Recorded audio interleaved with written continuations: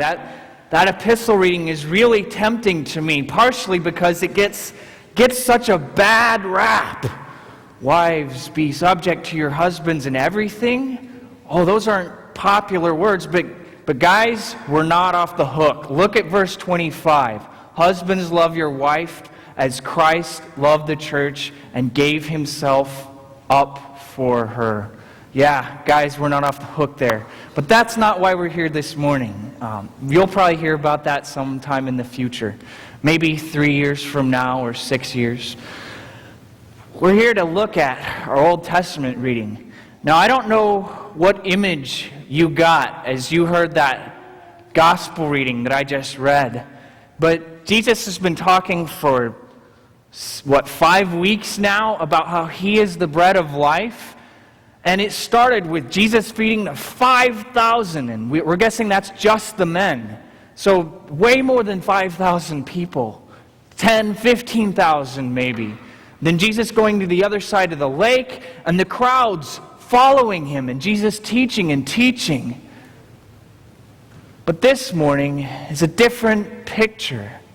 This morning we see people falling away, disciples walking away from Jesus. It's not as comforting a picture. It's kind of like if you've ever been camping and that one ember pops out of the fire, and as you lay there, perhaps sit there with your s'more stick in hand, you watch that ember slowly fade, and then finally it goes completely dark. Or it's like those burning birthday candles. They seem to be burning so bright, and then all of a sudden, nothing but a thin wisp of smoke remains. I heard last week something that really shocked me, and I had to find out more. There's a church attendance expert that studied the attendance trends of the Church of England and said that by year 2040, the Church of England will no longer exist for all intents and purposes. If attendance trends continue in 31 years, there will be, for all intents and purposes, no Church of England.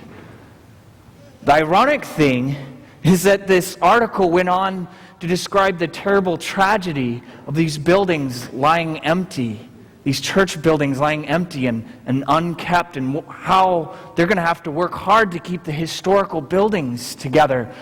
And I'm thinking, what about the people? That's the church. What about all these people? The mothers, the brothers, the aunts and uncles, the children. They're not going to be brought up in this church, not going to hear those words of faith. And it just seems like that ember is going out. But it's not just in England. This spiritual complacency isn't just in England. When I was getting ready to go on vicarage, I had an opportunity to go over to Germany and study in a German seminary for a year with an exchange program.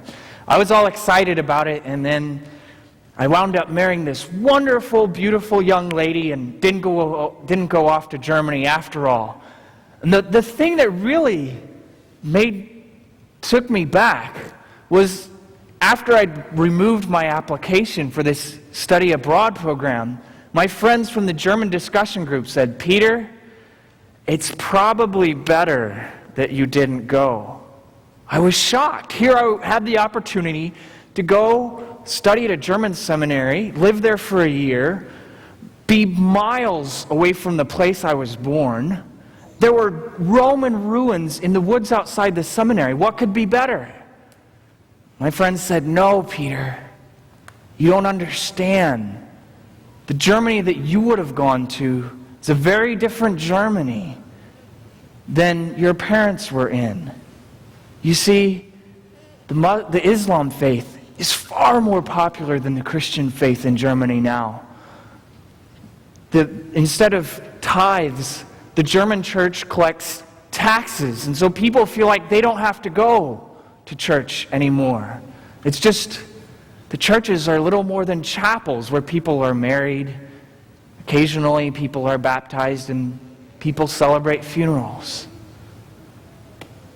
The church in Germany, where our Lutheran church was founded, is like that dying ember.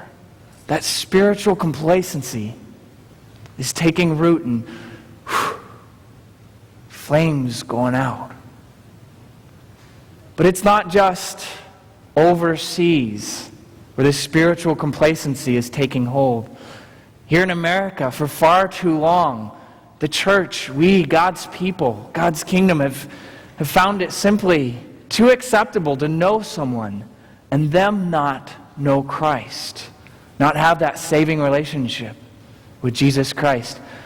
I want you to take a minute and think about the people you know. Pick out 5 people who don't have a saving relationship with Jesus Christ. I'm not going to talk, just going to give you a minute to think about it.